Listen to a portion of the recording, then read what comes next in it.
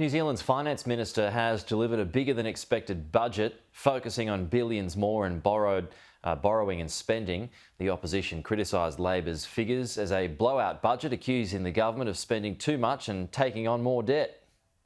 It was all smiles and tradition on the morning of Budget Day. So this is the tie that I have presented to the Minister of Finance for Budget Day, which he's already got some pastry on.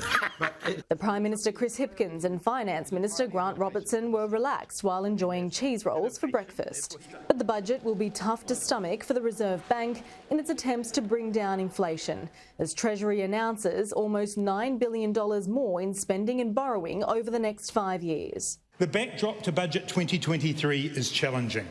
It is hard to remember a time in New Zealand's history where there have been so many challenges to our economic, environmental and social systems in such a short period of time. A $6 billion national resilience plan will focus on rebuilding and repairing telecommunications, energy and roads after the Auckland floods and Cyclone Gabrielle. This is the government that is delivering when it comes to infrastructure. This is a government focused on creating the conditions for a growing economy.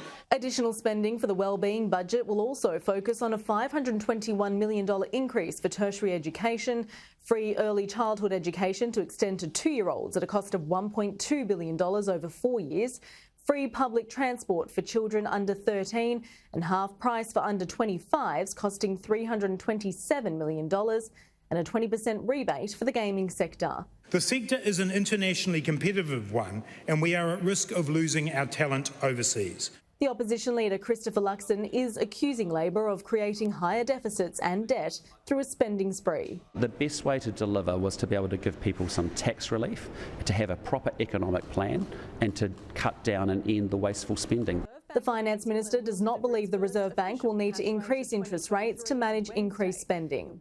It's a bigger than expected budget from the New Zealand government that'll see the capital allowance expand by $20.5 billion over the next 4 years. That's $8.5 billion more than predicted in December. But the Finance Minister is confident in his spending despite a cost of living crisis. It is a budget that does exactly what it says on the tin: support for today and building for tomorrow.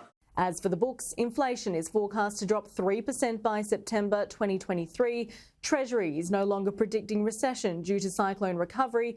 A return to surplus is expected to take a year longer by 2026, 6 years after the onset of COVID-19, while net debt is forecast to peak at 22% of GDP next year. Jessica Maggio, Sky News, Wellington.